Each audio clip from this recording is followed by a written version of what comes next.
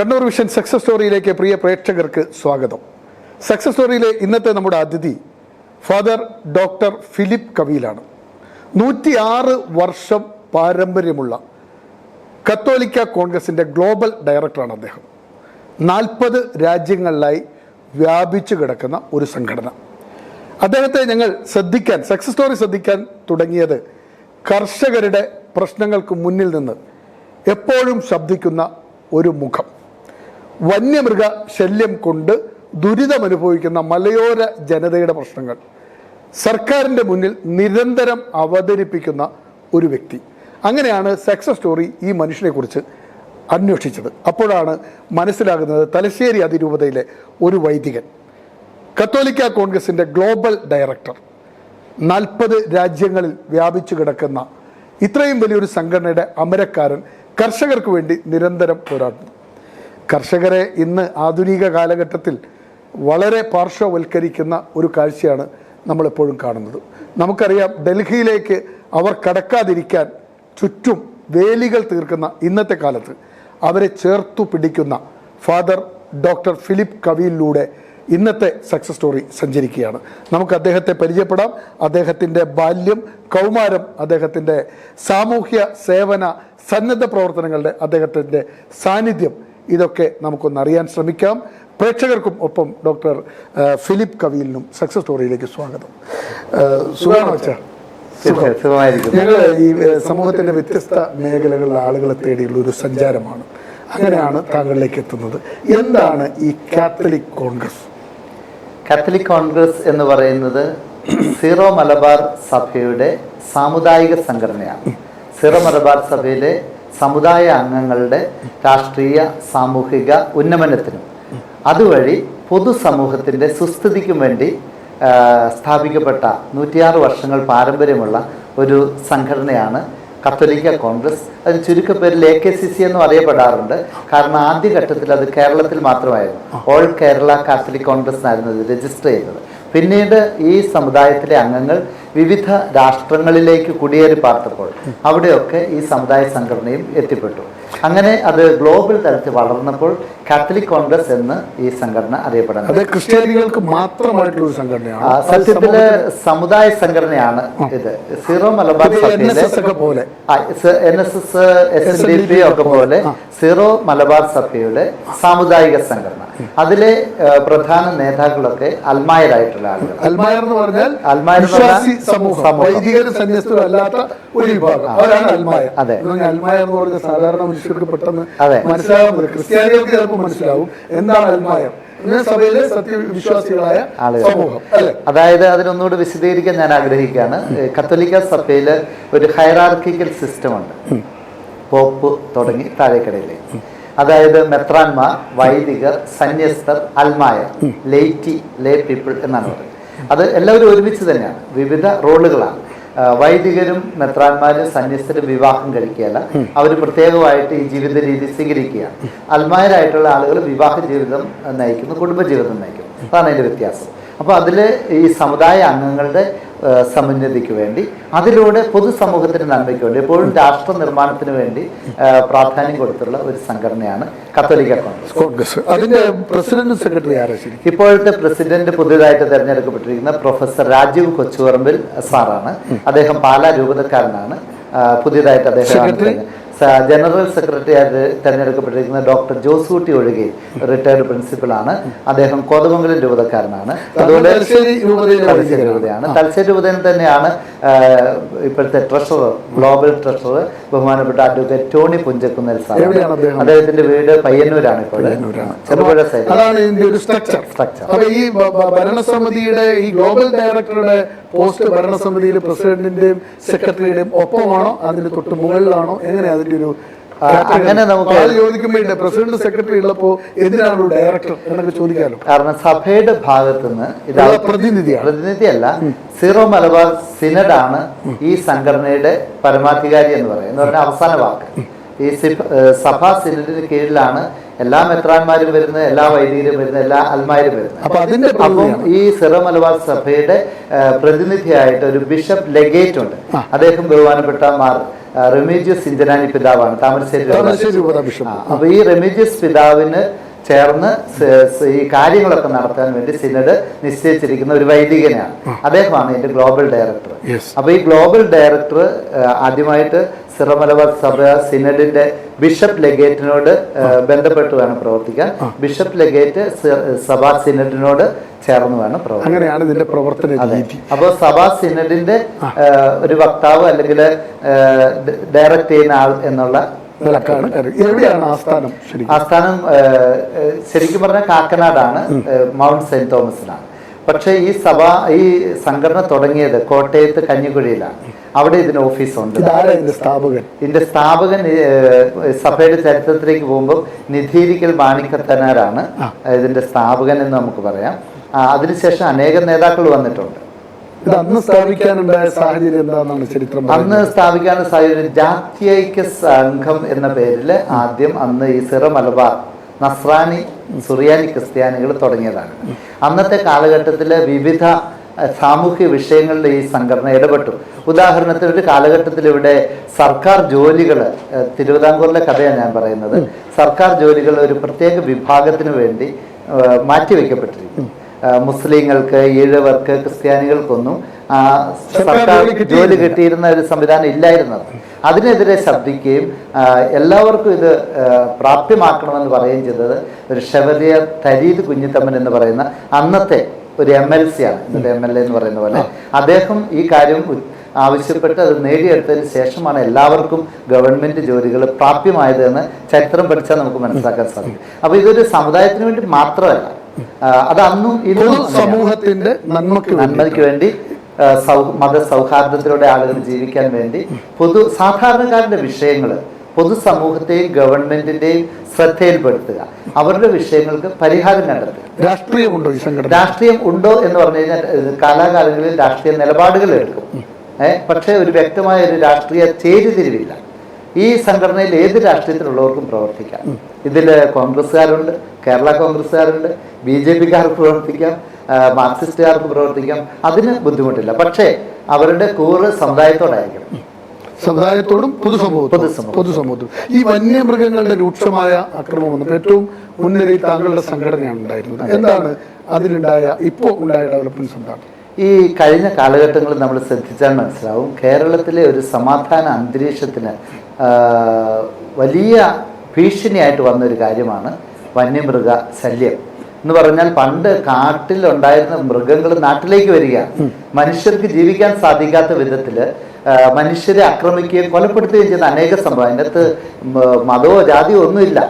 ഈ മൃഗത്തിന് മുമ്പിൽ പെടുന്നവർ മരണത്തിന് കീഴ്പ്പെടേണ്ട ഒരു സ്ഥിതി വന്നു. പക്ഷേ അത് പല കാരണങ്ങളാൽ തമസ്കരിക്കപ്പെട്ടു. ഇവരുടെ ഈ വിഷയങ്ങൾ എത്രയോ കുടുംബങ്ങൾ കണ്ണുനീരിലായി, എത്രയോ മക്കളെ പള്ളിക്കൂടത്തിൽ വിടാൻ സാധിക്കാത്തൊരു സ്ഥിതി മലയോര ഗ്രാമങ്ങളിലുണ്ടായി. രാവിലെ കുട്ടികളെ പള്ളിക്കൂടത്തിൽ വിടുന്ന മാതാപിതാക്കൾക്ക് ഊരുറപ്പിച്ച് വീട്ടിലിരിക്കത്തില്ല.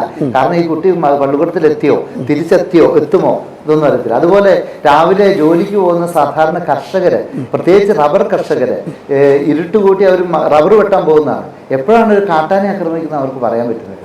അങ്ങനെ ഒരു സ്ഥിതിവിശേഷം സംജാതമായിട്ടും ഗവൺമെന്റുകൾ പല കാരണങ്ങളാലായിരിക്കാം അതിൽ വേണ്ടത്ര ശ്രദ്ധ പതിക്കുന്നില്ല എന്ന് കണ്ടപ്പോൾ കത്തോലിക്ക കോൺഗ്രസ് വളരെ ശക്തമായിട്ട് ഇടപെട്ടു എന്ന് മാത്രമല്ല, ഗവൺമെന്റിന് അത് ശ്രദ്ധിക്കാൻ പറ്റാത്ത സ്ഥിതിയിൽ കാര്യങ്ങൾ എത്തി. കാരണം ഇവിടുത്തെ പൊതുസമൂഹത്തിലേക്ക് എത്തി.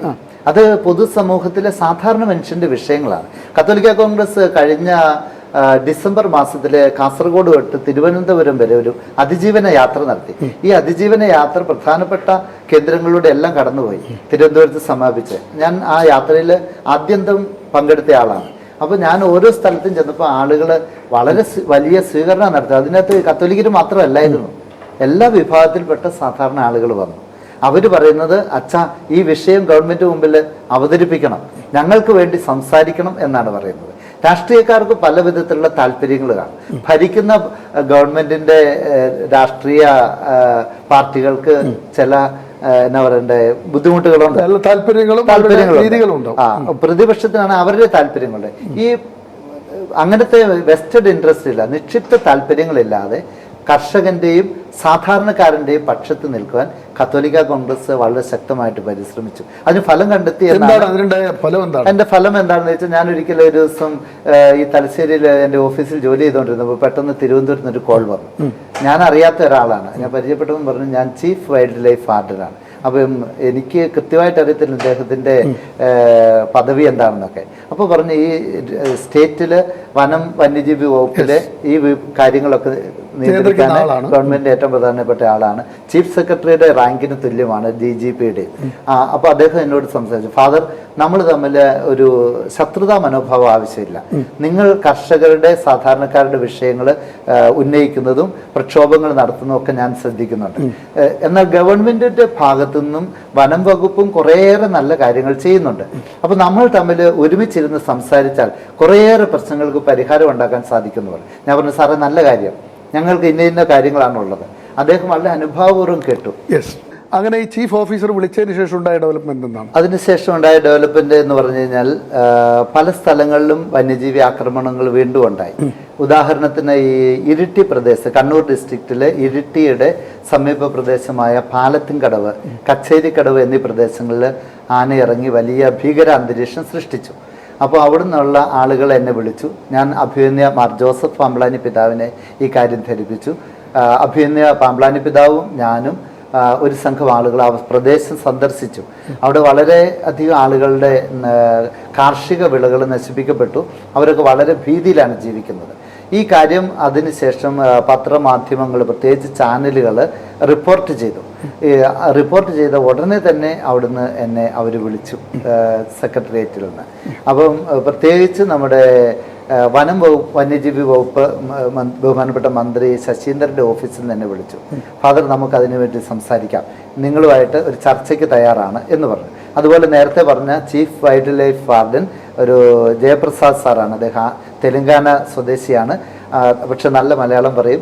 അദ്ദേഹം എന്നോട് പറഞ്ഞു, ഫാദർ ഞാൻ അവിടുത്തെ DFOയെയും ബന്ധപ്പെട്ട അധികാരികളെ ഉടനെ അയക്കാം, നാളെ തന്നെ അവർ നിങ്ങളുടെ അടുത്ത് വരും, നമുക്ക് ആ പ്രദേശത്ത് വെച്ച് ഒരു മീറ്റിംഗ് സംഘടിപ്പിക്കണം, പ്രദേശവാസികളെയും കൂടി ഉൾപ്പെടുത്തി ഒരു മീറ്റിംഗ് നടത്താമെന്നത്. ഞാൻ പറഞ്ഞു, അവിടുത്തെ കത്തോലിക്ക കോൺഗ്രസിൻ്റെ നേതാക്കളെ വിളിച്ചു, ആ പ്രദേശത്തുള്ള ആളുകളെ വിളിച്ചു. അവിടെ ഒരു മീറ്റിങ്ങിൽ ഞാൻ തന്നെ പോയി. പിന്നെ പിതാവിന് സമയം കിട്ടാഞ്ഞതുകൊണ്ട് പകരമായിട്ട് ഞാൻ പോയി.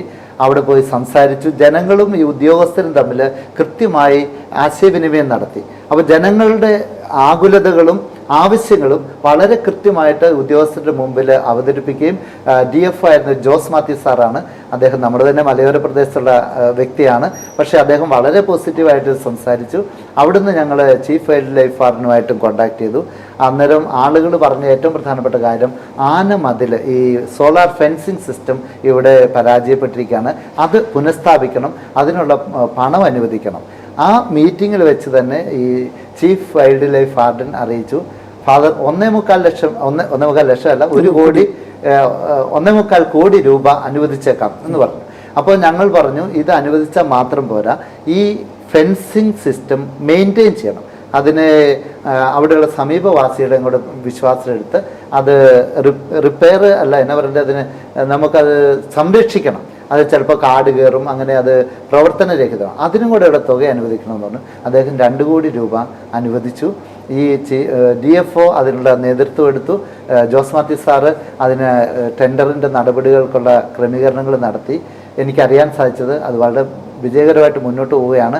ഏറ്റവും അടുത്ത നാളിൽ അതിനുവേണ്ട ക്രമീകരണം മിനിസ്ട്രി ലെവലിൽ ഒരു യോഗമൊക്കെ നടന്ന വാർത്ത കണ്ടു. അതെ, അതിനുശേഷം ബഹുമാനപ്പെട്ട വനം വന്യജീവി വകുപ്പ് മന്ത്രി ഞങ്ങളെ കോണ്ടാക്ട് ചെയ്തു. അദ്ദേഹം പറഞ്ഞു, ഞാൻ അന്ന് ഒരു തവണ തലശ്ശേരി ആർച്ച് ബിഷപ്സ് ഹൗസിൽ അദ്ദേഹം വന്നു. അഭിമന്യ പിതാവിനെ വ്യക്തിപരമായി കാണുവാൻ വന്നു. പിതാവും എന്നെയും വിളിച്ചു.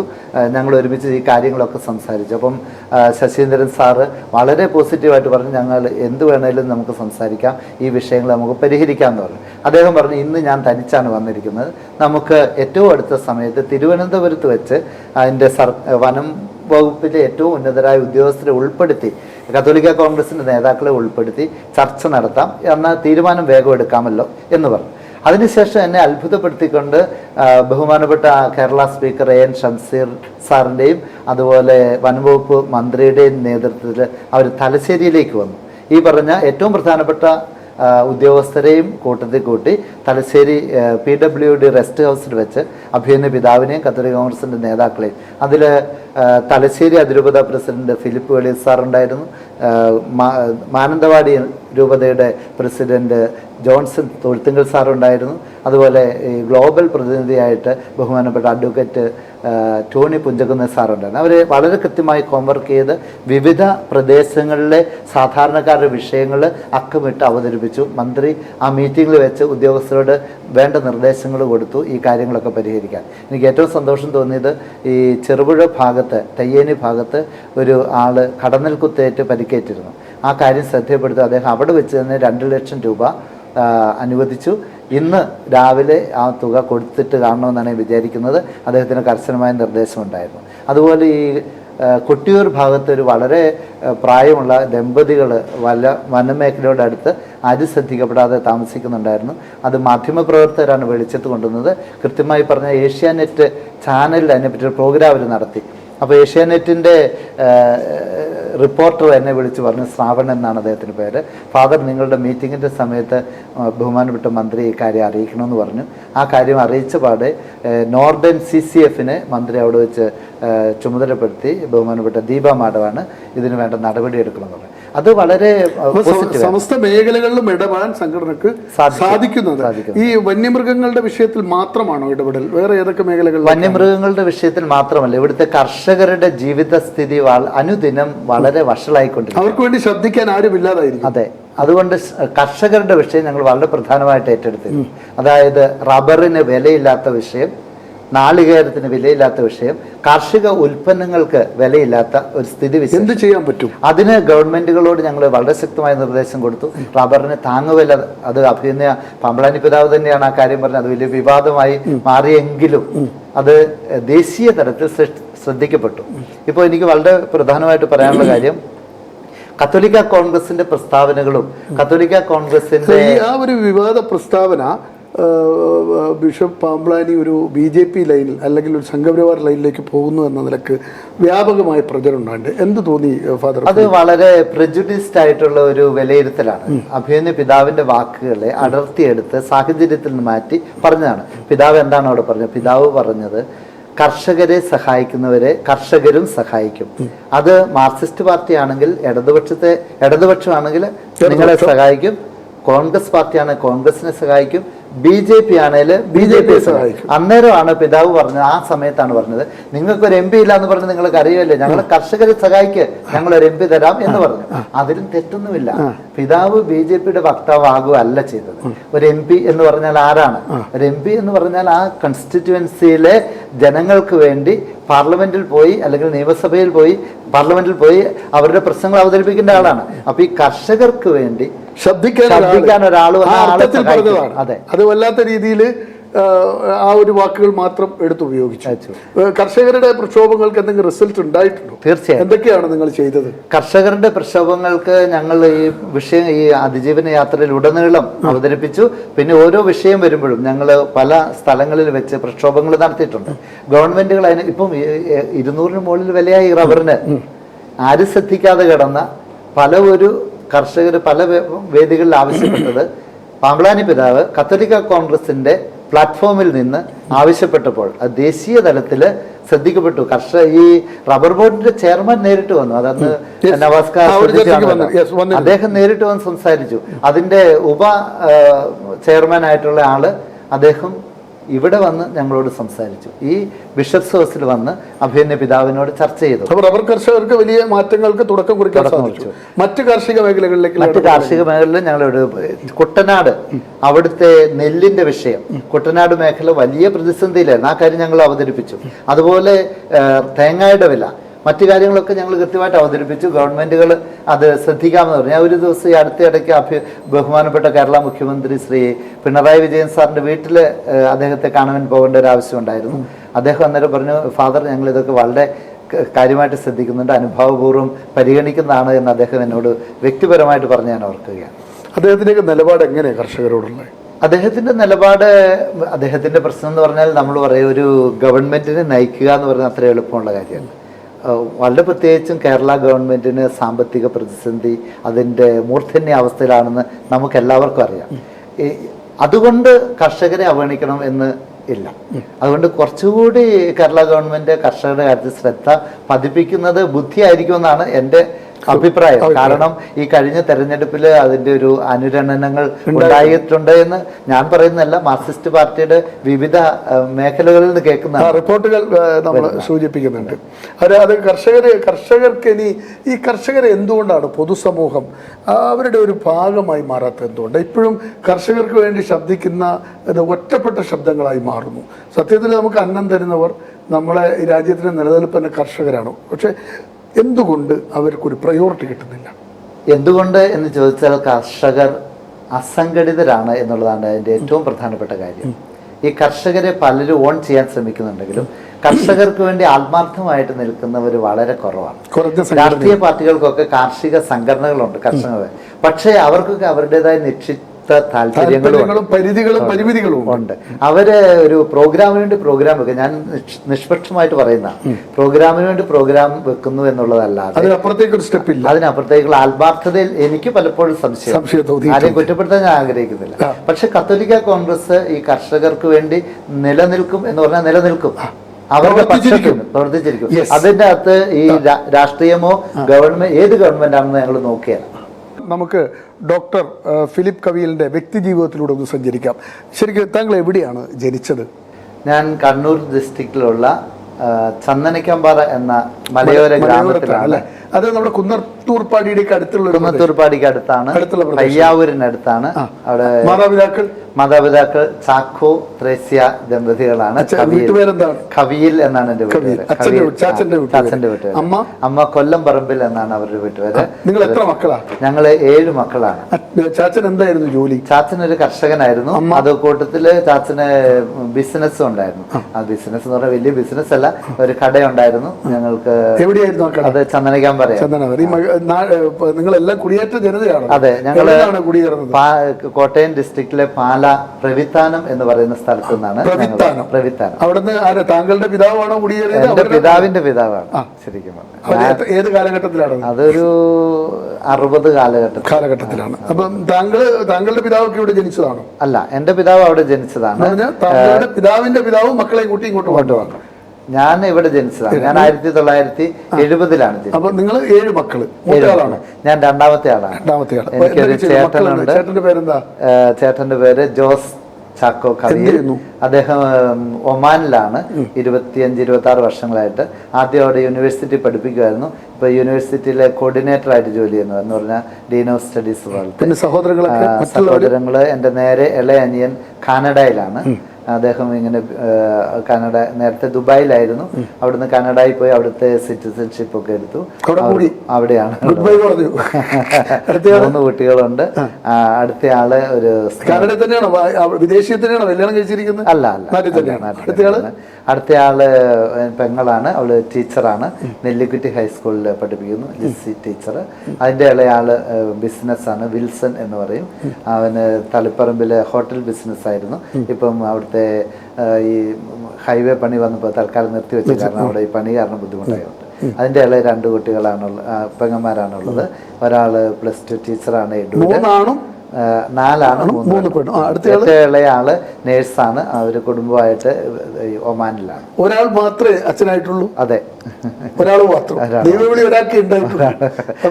ചെറുപ്പകാലത്ത് പഠനമൊക്കെ എവിടെയായിരുന്നു? എന്റെ പഠനം ചന്ദനക്കാമ്പാറയിലായിരുന്നു. LP UP ഹൈസ്കൂളുകൾ. ഞങ്ങളുടെ സ്കൂള് വളരെ പ്രശസ്തമായ സ്കൂളാണ് കേരളത്തില്. കാരണം അവിടെ ആദ്യ 8-10 വർഷങ്ങളോളം 100% റിസൾട്ട് ഉണ്ടായിരുന്നു. 85-ലാണ് ഞാൻ SSLC എഴുതിയത്.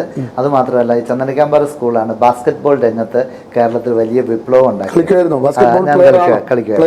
അതെ, ഇപ്പൊ കളിക്കുന്നില്ല, മത്സരരംഗത്ത് കളിക്കും. ഞാനിവിടെ തലശ്ശേരി സ്റ്റേഡിയത്തിൽ കളിച്ചിട്ടുണ്ട്, ആലുവായിലെ സ്റ്റേഡിയത്തിൽ കളിച്ചിട്ടുണ്ട്. അങ്ങനെ ഞാൻ പഠിക്കുന്ന കാലത്ത് യൂണിവേഴ്സിറ്റി ടീമിലുണ്ടായിരുന്നു. 10ാം ക്ലാസ് വരെയൊക്കെ എന്തൊക്കെ ആക്ടിവിറ്റീസ് ആണ് ഉണ്ടായിരുന്നത്? 10ാം ക്ലാസ് വരെ പഠിത്തം മാത്രമാണ്. സത്യത്തിൽ എൻ്റെ ബാസ്കറ്റ് ബോൾ കളിയൊക്കെ സെമിനാരി വന്ന പിന്നെ ഡെവലപ്പ് ചെയ്തത്. അവിടുന്ന് ഒരു ടേസ്റ്റ് ഉണ്ടായിരുന്നു.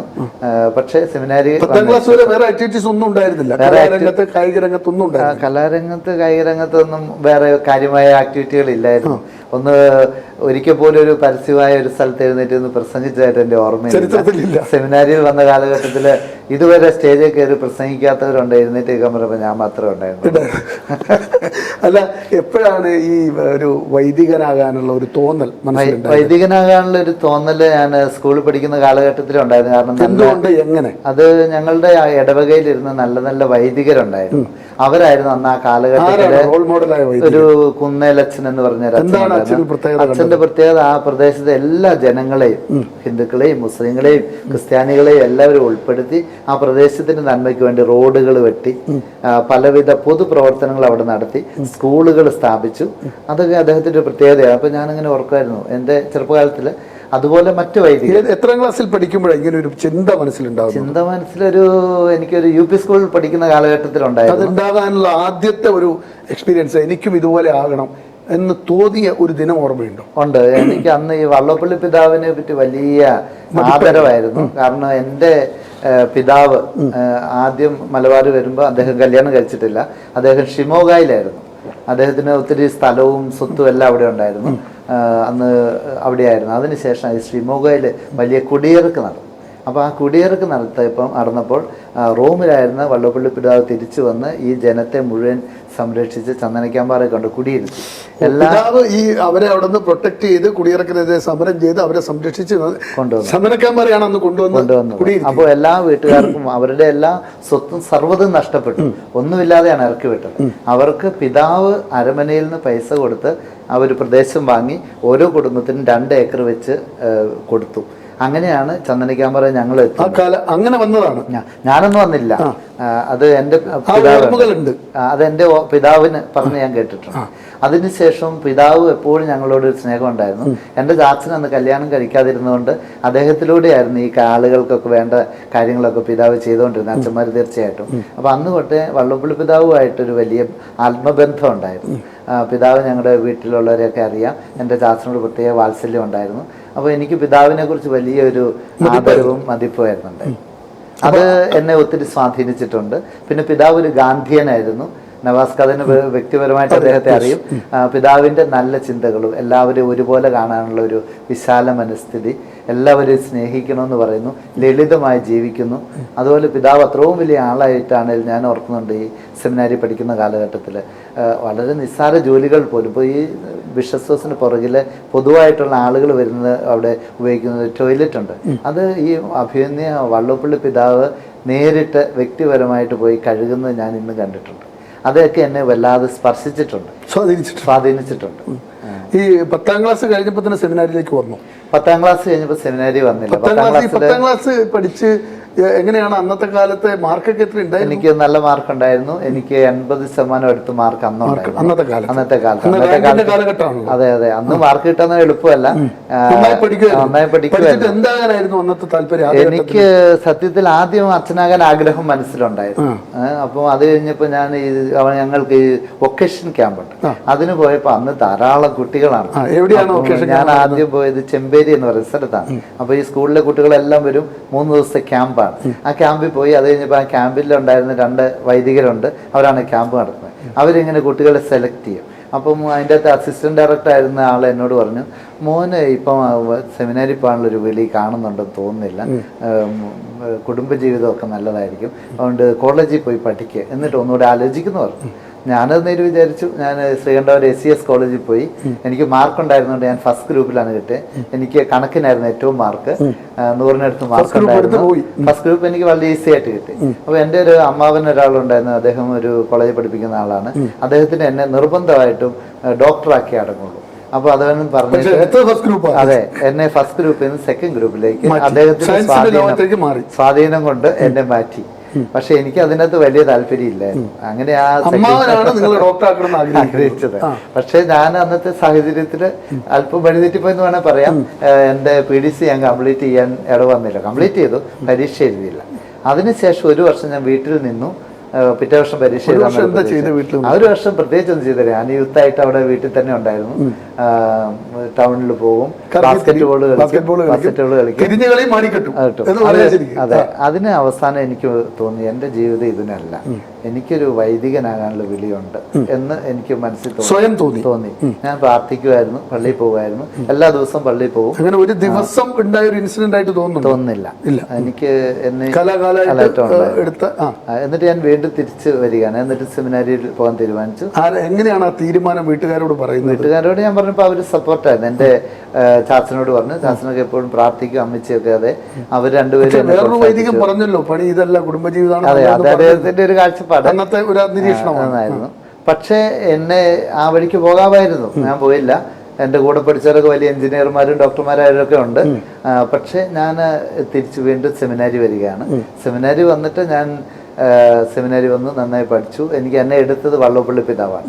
അപ്പൊ എന്നെ വള്ളപ്പള്ളി പിതാവ് എടുത്ത ഏറ്റവും അവസാനത്തെ ബാച്ചിലാണ് പിതാവ് ഒഴിയുന്നത്. അതെ, 88-ല് ആ വർഷമാണ് ഞാൻ ചേർന്നത്. അന്ന് ഞങ്ങളെ പിതാവ് 33 പേരെയാണ് എടുത്തത്. ആ 33 പേരില് ഒരാൾ ഞാനായിരുന്നു. അവസാനത്തെ ആള് അഭിനയ പാമ്പ്ലാനി പിതാവായിരുന്നു. പിതാവിന്റെ ഒപ്പം പഠിച്ച ആളാണ്. അതാണ് സെമിനാരിയിലേക്കുള്ള പ്രവേശനം. തലശ്ശേരി അതിരൂപതയുടെ കീഴിലുള്ള സെന്റ് ജോസഫ് മൈനർ സെമിനാരിയിൽ താങ്കൾ ചേരുന്നു. അറബിക്കടലിന്റെ തീരത്ത് ഭംഗിയുള്ള ആ സെമിനാരിൽ ഒരു വിദ്യാർത്ഥിയാവും. അങ്ങനെ ഡോക്ടർ ഫിലിപ്പ് കവിയിൽ ഒരു സാധാരണ ഫിലിപ്പ് ആയിട്ട് ഒരു വൈദിക വിദ്യാർത്ഥിയായിട്ട് തലശ്ശേരിയുടെ അറബിക്കടലിൻ്റെ ഓരത്തുള്ള സെന്റ് ജോസഫ് മൈനർ സെമിനാരിയിൽ ചേരുന്നു. എങ്ങനെയാണ് അവിടുത്തെ ജീവിത രീതികൾ? അവിടുത്തെ ജീവിത രീതികൾ ആദ്യ ദിവസം ആരാ കൊണ്ടുവന്നാക്കുന്നത്? ആ ദിവസം എന്റെ മാതാപിതാക്കളാണ് കൊണ്ടുവന്നാക്കി. നിങ്ങൾ ഈ മാത്രമല്ല, ഒരു വർഷം വീട്ടിൽ തിരിഞ്ഞുകളി മാടിക്കെട്ടുമായിട്ട് കടന്ന ഒരാളെയാണ് കുടുംബത്തിൽ നിന്ന് 13 അപ്പോഴത്തേക്കും ഒരു 17 വയസ്സായിട്ടുണ്ടോ? 18 വയസ്സ് ഇവിടെ കൊണ്ടുവന്നാക്കുന്നു. എങ്ങനെ ഉണ്ടായിരുന്നു ആ ഒരു ഗൃഹാതുരത്വത്തിന്റെ ഒരവസ്ഥ? എനിക്ക് എല്ലാം ഒരു വിസ്മയം പോലെയായിരുന്നു. ആദ്യം ഇവിടെ വരുമ്പോൾ ജീവിതം കൃത്യമായ ചട്ടക്കൂടുകളിലൂടെയാണ് പോകുന്നത്. ആദ്യ ദിവസം എങ്ങനെയുണ്ട്? ആദ്യ രാത്രി ഉറങ്ങാൻ പറ്റിയില്ല. കാരണം ഈ അറബിക്കടലിന്റെ സ്വരം, തിരമാലകള്, അതുപോലെ ട്രെയിൻ പോകുന്ന സ്വരം, ഇതൊന്നും നമ്മുടെ ഗ്രാമപ്രദേശത്തില്ല. അപ്പൊ എനിക്കിതൊക്കെ വളരെ അസ്വസ്ഥതകളുടെ ശബ്ദം കേട്ടിട്ടില്ല, ട്രെയിൻ പോകുന്ന ശബ്ദം കേട്ടിട്ടില്ല. അതൊക്കെ എന്റെ ഉറക്കത്തെ ശല്യപ്പെടുത്തി. പിന്നീട് കുറച്ച് ദിവസം കഴിഞ്ഞപ്പോൾ ഇതൊന്നും കേൾക്കാണ്ടായി. അത് വേറെ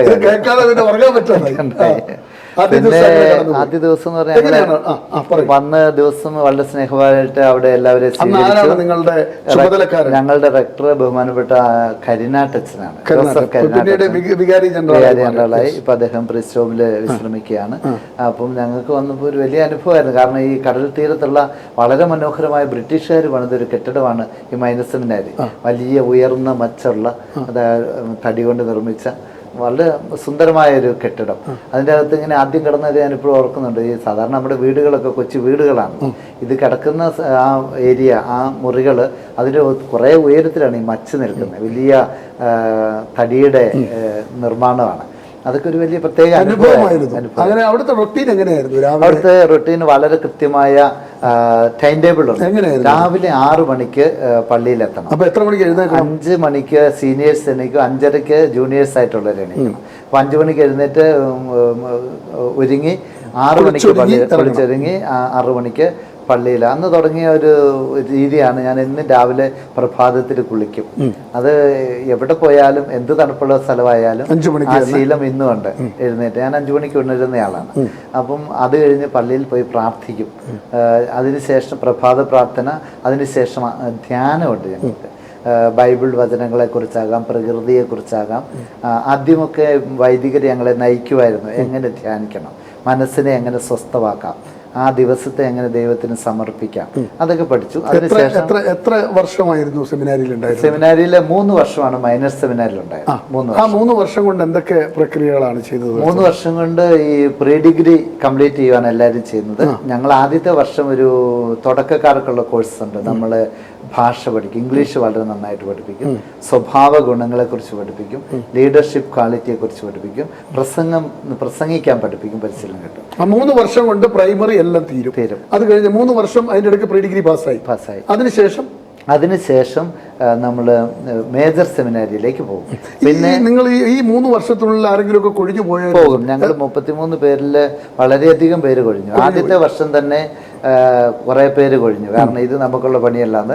കാരണം വളരെ സ്ട്രിക്റ്റ് ആയ ജീവിത രീതിയാണ്. 3 വർഷം കൊണ്ട് എത്ര പേര് കൊഴിഞ്ഞു? ഞാൻ കൃത്യം ഓർക്കുന്നില്ല, എനിക്ക് പകുതി പേര് പകുതി പേര് അടുത്ത് പോയി. പോയിട്ടുണ്ട്. അങ്ങനെ 3 വർഷം കൊണ്ട് പ്രാഥമികമായ കാര്യങ്ങൾ പഠിച്ചു. അതിനുശേഷം ഫിലോസഫി പഠിക്കും. ഞങ്ങൾ 3 വർഷം ഫിലോസഫിക്ക് മേജർ പോകുന്നത്. ഞങ്ങൾ പോയത് അതെ, ഇവിടുത്തെ 3 വർഷം കഴിഞ്ഞ് പിന്നെ മേജർ സെമിനാരിക്ക് പോയത് ആലുവ പൊണ്ടിഫിക്കൽ സെമിനാരിയിലാണ് പോയത്. കാർമൽഗിരി മംഗലപ്പുഴ സെമിനാരികളുണ്ടാവും. അതിലെ കാർമൽഗിരി സെമിനാരിയിലാണ് അത് 3 വർഷമായി. അപ്പൊ 6 വർഷമായി. അങ്ങനെ 6 വർഷത്തെ പഠനത്തിന് ശേഷം ഈ 3 വർഷം കഴിഞ്ഞ് നമ്മൾ പോകുന്ന ഫിലോസഫിയിൽ നമ്മൾ എല്ലാ ഫിലോസഫി പഠിക്കും. ക്രിസ്ത്യൻ ഫിലോസഫി പഠിക്കും, ഹിന്ദു ഫിലോസഫി പഠിക്കും, മുസ്ലിമിന്റെ ഫിലോസഫി പഠിക്കും, എല്ലാ മതങ്ങളെ കുറിച്ച് നമ്മൾ പഠിക്കും. ഈ 3 വർഷം വളരെ പ്രധാനപ്പെട്ടാണ്. അതുപോലെ നമ്മൾ വളരെ ലോജിക്കലായിട്ട് ചിന്തിക്കാൻ പഠിക്കും, ലോജിക്ക് പഠിക്കും. അത് ഒരു പ്രത്യേക പഠിക്കും. എന്നിട്ട് ഇതിനെക്കുറിച്ചെല്ലാം ചിന്തിക്കാനും പഠിക്കും. ഫിലോസഫി വളരെ പ്രത്യേകം. തത്വചിന്ത, നമുക്ക് എങ്ങനെ താത്വികമായി ചിന്തിക്കാം, ഒരു പ്രശ്നത്തെ എങ്ങനെ സമീപിക്കാം, എങ്ങനെ വിലയിരുത്താം, അതൊക്കെ എന്നെ പിന്നീട് വളരെ പ്രത്യേകിച്ച് ചാനൽ ചർച്ചകളിൽ എന്നെ ഇത് വളരെയധികം സഹായിക്കാറുണ്ട്. പലപ്പോഴും പോകുമ്പോൾ വളരെ പ്രിസൈസ് ആയിട്ട് എങ്ങനെ നമ്മുടെ ആശയം അവതരിപ്പിക്കാം, അതുപോലെ ഒരു ആശയം എങ്ങനെ സംവദിക്കാം, അല്ലെങ്കിൽ ഒരു ആശയത്തെ എങ്ങനെ കിട്ടി. അതിനുശേഷം 1 വർഷം ബ്രേക്കാണ്. ആ കാലഘട്ടത്തിൽ ഒരു റീജൻസി കാലഘട്ടമാണ്. പക്ഷെ ഞാൻ ആ റീജൻസി എടുത്തില്ല. കാരണം അഭ്യുന്യ വലിയമറ്റം പിതാവ് പറഞ്ഞു, ബ്രദർ ഏതായാലും 2-3 വർഷം കഴിഞ്ഞാണല്ലോ സെമിനാരി വന്നു, ഇപ്പൊ തന്നെ ഇത്ര പ്രായമായി, അതുകൊണ്ട് റീജൻസി എടുക്കണ്ട, നേരിട്ട് തിയോളജി പഠിച്ചോളാം. ഞാൻ പഠിച്ചത് മംഗലപ്പുഴ സെമിനാരി. അത് 4.5 വർഷം ഉണ്ടായിരുന്നു. 10 വർഷം സെമിനാരി. 10 വർഷവും 4.5 വർഷം തിയോളജിയാണ് പ്രധാനം. അങ്ങനെ 10 വർഷത്തെ പഠനത്തിന് ശേഷം അച്ഛനായി, വൈദികനായി. 10 വർഷം പഠിക്കണം, ഒരു വൈദികനാകണം ഏറ്റവും മിനിമം. അതിനകത്ത് ചരിത്രം പഠിക്കും, തിയോളജി, എല്ലാ മതങ്ങളെ കുറിച്ച്, ഭാഷ, പ്രസംഗം, സർവ്വ സംഭവം പഠിക്കും. ഈ ഇന്ത്യൻ ഫിലോസഫി ഒക്കെ പഠിച്ചത് എനിക്ക് പിന്നീട് വലിയ ഉപകാരം ചെയ്തു. ഞാൻ ഇവിടെ വന്ന് ഈ അടുത്തിടയ്ക്ക് ഇവിടെ ഈ പാനൂരടുത്തുള്ള ഒരു അമ്പലത്തിൽ അവരെന്നെ ക്ഷണിച്ചു ഒരു പൊതുപ്രസംഗത്തിന്. ഞാൻ അവിടെ ചെന്ന് ഇന്ത്യൻ ഫിലോസഫിയെ കുറിച്ച് വളരെ കൃത്യമായ ഒരു ക്ലാസ് പോലെ പ്രസംഗിച്ചു. അവർക്കത് അത്ഭുതമായിപ്പോയി. അതുപോലെ നമ്മുടെ പെരിങ്ങാടി ജുമാ മസ്ജിദ്, അവിടെ നമ്മുടെ കഴിഞ്ഞ പ്രാവശ്യത്തെ DGP, കഴിഞ്ഞ പ്രാവശ്യമല്ല, ഉമ്മൻചാണ്ടി സർക്കാരിന്റെ ആസഫ് അലി സാർ ഇവിടെ വന്ന് എന്നെ ക്ഷണിച്ചു. ഞാൻ പോയി. അന്ന് അവിടെ ചെന്നപ്പോൾ ഞാൻ അവിടെ അതുകൊണ്ട് എനിക്ക് മുസ്ലിം സമുദായത്തെ കുറിച്ച് വളരെ കൃത്യമായ അറിവുണ്ടായിരുന്നു, ഞാൻ പഠിച്ചിട്ടുണ്ട്. അപ്പൊ അതൊക്കെ പറഞ്ഞപ്പോൾ അവർക്ക് വലിയ അത്ഭുതമായിരുന്നു. അപ്പൊ എല്ലാം പഠിക്കും. അതെ, അതിന് 10 വർഷം മൊത്തം അല്ലെ? 10 വർഷത്തെ പഠനത്തിന് ശേഷമാണ് വൈദിക പട്ടം സ്വീകരിക്കുന്നത്. എവിടുന്ന്, എപ്പോൾ? ഞാൻ സ്വീകരിച്ചത് തലശ്ശേരി കത്തീഡ്രൽ വെച്ചാണ്. അന്ന് ഞങ്ങളുടെ ബാച്ചിലാണ് അഭിനയ ജോർജ് വലിയമറ്റം പിതാവാണ്. ഞങ്ങൾ 9 പേര് ഞങ്ങൾ ഒരുമിച്ചായിരുന്നു. അഭിനയ പാമ്പ്ലാനി പിതാവ് അടക്കം ഞങ്ങൾ 9 പേരിൽ അതെ അതെ അതെ. ബഹുമാനപ്പെട്ട ബെന്നി പുത്തന്നര അച്ഛൻ, അദ്ദേഹം പ്രശസ്തനായ ധ്യാനഗുരുവാണ്. ബഹുമാനപ്പെട്ട ജോസഫ് പൂവത്തോലിൽ അച്ഛനുണ്ട്, അദ്ദേഹം ഇപ്പൊ പ്രതീക്ഷയുടെ ഡയറക്ടറാണ്. അതുപോലെ അഭിനയ arch bishop Mar Joseph Pamplany പിതാവ്, ആർച്ച് ബിഷപ്പാണ്, ചെറുപ്പക്കാരനാണ്. ഞങ്ങളുടെ ബാച്ചിൽ നിന്ന് വേറൊരാളും കൂടെ ബിഷപ്പായിരുന്നു, വിജയപുരം രൂപതയിലെ ജസ്റ്റിൻ പിതാവ്. അതുപോലെ തന്നെ ഞങ്ങളുടെ കൂടെ ഉണ്ടായിരുന്ന നോബിൾ ഓണംകുളം അച്ഛൻ പക്ഷേ സെപ്പറേറ്റ് ആയിട്ടാണ് പട്ടം സ്വീകരിച്ചത്. ഒരു മണ്ഡപത്തിൽ അച്ഛനുണ്ട്, അദ്ദേഹം ഇപ്പോൾ ഓസ്ട്രേലിയയിലാണ്. സെബാസ്റ്റ്യൻ മണപ്പാത്ത് പറമ്പിൽ അച്ഛൻ എന്നൊരു അച്ഛനുണ്ട്, അദ്ദേഹം കോട്ടയത്ത് ഈ സ്ട്രീറ്റ് ചിൽഡ്രനെ എടുത്ത് വളർത്തുക. 10-65ഓളം കുട്ടികളെ ഈ സ്ട്രീറ്റ് ചിൽഡ്രനെ എടുത്ത് വളർത്തുന്നു, അവർക്ക് വേണ്ടി ജീവിക്കുകയാണ്. അതുപോലെ പാവപ്പെട്ടവരെ സഹായിക്കാൻ അദ്ദേഹത്തിന്റെ. അപ്പൊ അങ്ങനെ 9 പേര് പട്ടം സ്വീകരിച്ചു. ആദ്യ നിയമനം എവിടെയായിരുന്നു? ആദ്യ നിയമനം ആലക്കോടിനപ്പുറമുള്ള തേർത്തല്ലി എന്ന സ്ഥലത്ത്, മേരിഗിരി എന്നാണ് ഞങ്ങൾ പറയുന്നത്. ആ മേരിഗിരി ഫൊറോനപ്പള്ളിയില് അസിസ്റ്റന്റ്. ഫൊറോനപ്പള്ളി എന്ന് പറഞ്ഞാൽ നമ്മളുടെ സിസ്റ്റം അനുസരിച്ച് ഇടവക ഫൊറോന രൂപത. ഇടവക എന്ന് പറയുന്നത് ചില സ്ഥലത്ത് 8-9 ഇടവകൾ കൂടി ഒരു ഫൊറോന, ചില സ്ഥലത്ത് 15ഓളം ഫൊറോനയിലാണ് ആദ്യ നിയമനം. അതെ, അവിടുത്തെ അസിസ്റ്റന്റ് വികാരി. അത് 3 മാസം ഉണ്ടായിരുന്നു. അതിനുശേഷം ആലക്കോട് ഫൊറോന, അത് ഇച്ചിരി കൂടെ പ്രശസ്തമായ സ്ഥലമാണ്. ആലക്കോട് സ്വതന്ത്രമായ ചുമതല എവിടെയാണ് കിട്ടുന്നത്? ആദ്യം സ്വതന്ത്രമായ ചുമതല കിട്ടുന്നത് അറബിക്കുളം എന്ന് പറയുന്ന സ്ഥലമാണ്. അറബി, അതായത് ഉളിക്കല്ലിനപ്പുറം ഇരിട്ടി. അവിടെ ഞാൻ ചെറിയ ഇടവകയായിരുന്നു, ഒരു 115ഓളം വീട്ടുകാരെ ആകെ. അവിടെ ഞാൻ ചെയ്തത് ആളുകളെ സന്ദർശിക്കാണ് ഏറ്റവും പ്രധാനമായിട്ട്. ഈ ജനങ്ങളെ സന്ദർശിച്ച്, അവിടെ വളരെ സാധാരണക്കാരായ ആളുകളാണ്, അപ്പൊ അവരെ സന്ദർശിച്ച് അവരുടെ കാര്യങ്ങൾക്ക് വേണ്ടി ചെയ്തു. അതിനുശേഷം അതിനുശേഷം അഭിനന്ദ പിതാവ് എന്നെ പഠിക്കാൻ വിട്ടു. ഞാൻ ബാംഗ്ലൂര് സെന്റ് പീറ്റേഴ്സ് കോളേജിൽ MTH മാസ്റ്റേഴ്സ് ഡിഗ്രി എടുക്കാൻ പോയി ബാംഗ്ലൂര്. 2 വർഷം അവിടെ പഠിച്ചു. അത് കഴിഞ്ഞ് അതിനുശേഷം അഭിനന്ദ പിതാവ് എന്നെ ഓസ്ട്രിയയിലുള്ള ഇൻസ്ബ്രുക്ക് എന്ന് പറയുന്ന യൂണിവേഴ്സിറ്റി, ജെസ്യൂട്ട്സിന്റെ യൂണിവേഴ്സിറ്റിയാണ്, അവിടെ ബൈബിൾ പഠിക്കാൻ അത് പിന്നീട് ഡോക്ടറേറ്റ് ചെയ്യാൻ വേണ്ടി അവിടെ അയച്ചു. അതെ, അവിടെ അതിനുശേഷം ഞാൻ ഓസ്ട്രിയയില് ഞാനൊരു 3-4 വർഷം ഉണ്ടായിരുന്നു. അതിനുശേഷം ജർമ്മനിയിലുള്ള ട്യൂബിംഗൻ യൂണിവേഴ്സിറ്റിയിൽ ഞാൻ പഠിച്ചു. അത് അതും ബൈബിൾ തന്നെ. അവിടെയും ഇവിടെയും കൂടെ പഠിച്ചാലും തീരാത്ത ഒരു സംഭവമാണ് ബൈബിൾ. 15 വർഷത്തോളം ഞാൻ യൂറോപ്പിലുണ്ടായിരുന്നു. 15 വർഷത്തോളം അവിടുന്ന് ജർമ്മൻ പഠനം ഉണ്ടായിരുന്നു. അതിന് രണ്ടാമത്തെ ഘട്ടത്തിൽ എനിക്ക് ആദ്യം ഒരു 4 വർഷമേ സ്കോളർഷിപ്പ് ഉണ്ടായിരുന്നു. അപ്പം അതിനുശേഷം സ്കോളർഷിപ്പ് ഇല്ലായിരുന്നുകൊണ്ട് ഞാൻ അവിടുത്തെ ഒരു രൂപതയെ സമീപിച്ചു. അഭിനന്ദ പിതാവിന്റെ റെക്കമെൻഡേഷനിലൂടെ അവരെനിക്ക് ഒരു 30% ജോലി ചെയ്യുകയും പഠിക്കുകയും ചെയ്യാൻ പറഞ്ഞു. ജോലി എന്ന് പറഞ്ഞത് ഈ ഇടവകയില് വൈദിക വൃത്തി തന്നെ. അവിടെ ഒരു അവിടുത്തെ വ്യത്യാസം എന്ന് പറഞ്ഞാൽ അവിടെ ആളുകള് നമ്മുടെ ഇവിടുത്തെ അത്രയും കൂട്ടായ്മ അവിടെ ഇല്ല. അവര് ഇൻഡിവിജ്വലിസത്തിന് കൂടുതൽ പ്രാധാന്യം. ഇവിടെ ഒരു വീട്ടിലേക്ക് നമുക്ക് യാത്രയുടെ ഇടയ്ക്ക് എന്നാൽ ഇത് വീട്ടിലൊന്ന് കയറി അവരെ കണ്ടിട്ട് പോകാൻ നോക്കാം. അവിടെ പറ്റിയല്ല. അവരോട് ആദ്യം തന്നെ ചോദിച്ച് അനുവാദം വാങ്ങണം. അനാവശ്യമായിട്ടുള്ള ഒരു ചോദ്യം അവരോട് ചോദിക്കാൻ പാടില്ല. എന്ന് പറഞ്ഞാൽ നമ്മുടെ ഇവിടുത്തെ പല ചോദ്യങ്ങളും അവർക്ക് അനാവശ്യമാണ്. അവിടെ ഇപ്പൊ നീ പള്ളിയിൽ പോയി നേരെയാക്കാൻ നീ കള്ളു കുടിക്കോടാന്ന് ചോദിക്കാം. അവിടെ ചോദിക്കാൻ പറ്റില്ല. ഇവിടെ ചോദിക്കാം. അവിടെ അങ്ങനെ പറ്റിയല്ല. ഇടപെടാൻ പറ്റും. അവിടുത്തെ പ്രാർത്ഥനാ രീതികളൊക്കെ ഉണ്ട്. അവിടെ പള്ളിയും കുർബാനയും എല്ലാം വരും. വിശ്വാസമുള്ളവര് വളരെ കമ്മിറ്റഡ് ആണ്. അവര് ഒരു കർമ്മം കഴിക്കാൻ വേണ്ടി വരുന്നവരല്ല. പ്രചരണം ഉണ്ടല്ലോ യൂറോപ്പിലെല്ലാം പള്ളികളിൽ അടച്ചുപൂട്ടി പോവാണ്. ഒരു CPM-ന്റെ പ്രമുഖ നേതാവ് തന്നെ പറഞ്ഞു അതെല്ലാം ബാറായി മാറി, ഹോട്ടലായി മാറി. അതൊക്കെ എങ്ങനെയാ? അതെങ്ങനെയാന്ന് ചോദിച്ചു കഴിഞ്ഞാൽ നമ്മുടെ അവിടുത്തെ ആളുകളിലും വ്യത്യാസം വന്നു. നമുക്ക് ഇവിടെയും അത് വരാൻ പോകും. കാരണം ജനസംഖ്യ വളരെ കുറഞ്ഞു. പണ്ട് 10ഉം 15ഉം കുട്ടികളുണ്ടായിരുന്ന ലിറ്ററലി യൂറോപ്യൻ കുടുംബങ്ങളുണ്ടായിരുന്നു. അതല്ല ഇന്നത്തെ കാലത്ത് ഇല്ല. അവര് കുടുംബത്തിന് പ്രാധാന്യം ഇല്ലാത്തൊരു സംവിധാനത്തിൽ വന്നു. ലിവിങ് ടുഗദർ തുടങ്ങി. അത് സമൂഹത്തിന്റെ ഏറ്റവും വലിയ തകർച്ചയ്ക്ക് കാരണമായെന്നാണ് എൻ്റെ ഒരു വിലയിരുത്തൽ. അപ്പൊ അങ്ങോട്ടും ഇങ്ങോട്ടും കമ്മിറ്റ്മെന്റ് ഇല്ല. ആരെ എപ്പോ വേണമെങ്കിലും. 15 വർഷം യൂറോപ്പിൽ എന്തൊക്കെ പ്രവൃത്തികളാണ് ചെയ്തത്? 15 വർഷം. എത്ര വർഷം പഠനം? 15 വർഷം ഞാൻ പഠിക്കുന്നുണ്ടായിരുന്നു. പഠനത്തോടൊപ്പം ഏതൊക്കെ മേഖലകളിലാണ് ജോലി? ഞാൻ അവിടുത്തെ ഇടവകകളില് രാജ്യത്തെ എന്ന് പറഞ്ഞാൽ ജർമ്മനിയിലാണ് പ്രധാനമായിട്ട്. ജർമ്മനിയില് ഓസ്ട്രിയയിലെ ഇടവക ഉണ്ടായിരുന്നു? ഇല്ല. ജർമ്മനിയിൽ സ്വന്തമായി സ്വതന്ത്ര ഇടവകയുണ്ടായിരുന്നു? സ്വതന്ത്ര ഇടവകയില്ല. അവിടുത്തെ അച്ഛന്റെ കൂടെയായിരുന്നു. അവിടുത്തെ അച്ഛൻ അവിടുത്തുകാരായിരിക്കും, ജർമ്മനിക്കാരായി. അതെ. അവരെ കൂടെ 6 ഇടവകൾ ഉണ്ടായിരുന്നു. അവിടെ 6 ഇടവകളിലും നമുക്ക് ജർമ്മനിയിൽ ജർമ്മനിയിൽ ആകെ 6 ഇടവകയാണോ? അതെ, 6 ഇടവകളിൽ. ജർമ്മനി എന്ന രാജ്യത്ത് 6 ഇടവകയുള്ളൂ. അങ്ങനെയല്ല. ജർമ്മനി എന്ന രാജ്യത്ത് 6 ഇടവകയല്ല. അവിടെയുള്ള ഒരു രൂപതയുടെ ഒരു ഫൊറോനയിൽപ്പെട്ട 6 ഇടവക സമൂഹം. ആ സമൂഹത്തോടൊപ്പമാണ് കഴിഞ്ഞത് ഈ അച്ഛനോടൊപ്പം. എന്താ അവിടെ മലയാളികളൊക്കെ ഉണ്ടായിരുന്നു? മലയാളികൾ വളരെ കുറവായിരുന്നു. തിരിച്ച് പിന്നെ 15 വർഷം ശേഷം ഇവിടെ വന്നിട്ട് പിന്നെ ഏറ്റെടുത്ത ജോലി എന്തായിരുന്നു? ഇവിടെ വന്നതിന് ശേഷം ഞാൻ ആദ്യം പോയത് ചെമ്പേരിയിലുള്ള ഒരു പാലിയേറ്റീവ് കെയർ സെന്ററും ഓൾഡ് ഏജ് ഹോമും ഒരു ചെറിയ ആശുപത്രിയും കൂടെ ഉണ്ട്. കരുണാലയം സാന്ത്വനം എന്ന് പറയുന്ന ഇതാണ് അതിന്റെ ചുമതല. ഒരു വർഷം. അതിനുശേഷം എന്നെ തലശ്ശേരിയിലേക്ക് വിളിച്ചു.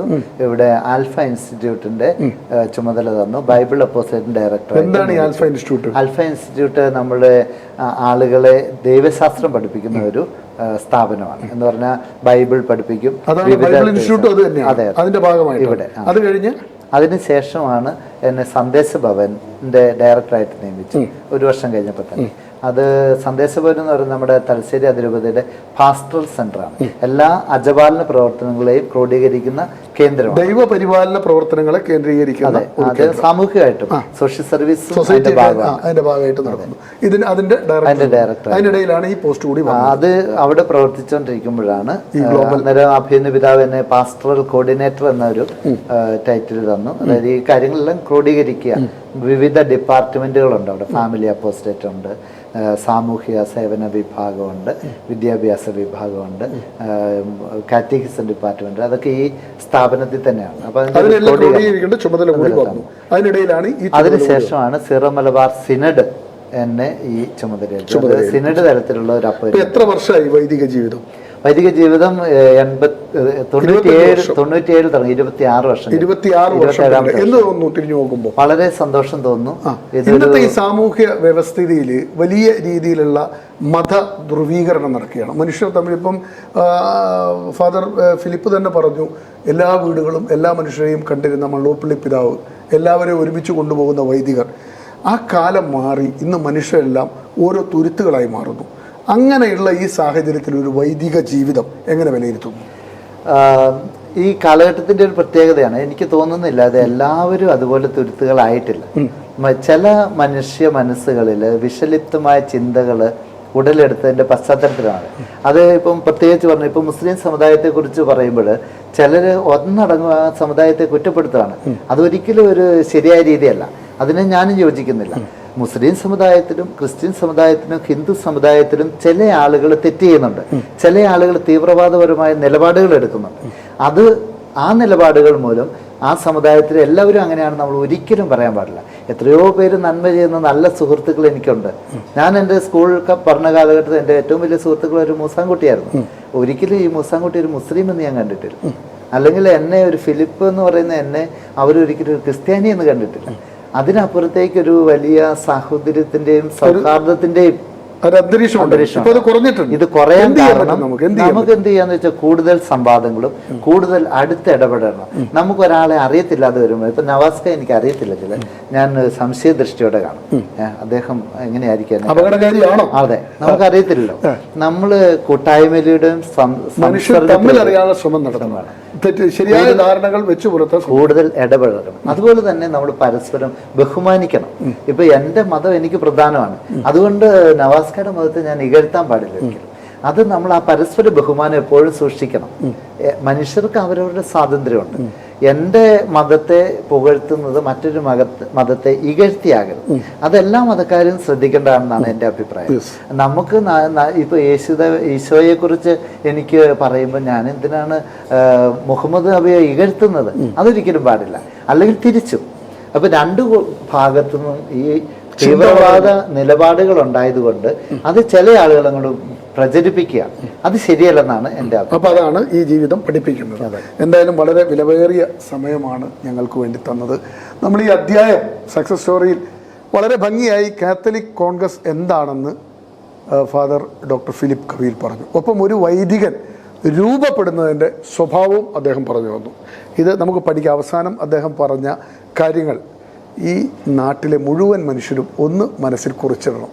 അത്ര മോശമായ രീതിയിൽ മത ധ്രുവീകരണം നടക്കുന്ന ഒരു കാലഘട്ടത്തിൽ ഫാദർ ഫിലിപ്പ് കവീലിനെ പോലുള്ള ആളുകൾ നൽകുന്ന ഒരു സന്ദേശമുണ്ട്. നമ്മൾ മനുഷ്യരെ അറിയുക, പരസ്പരം അടുക്കുക, സ്നേഹിക്കുക.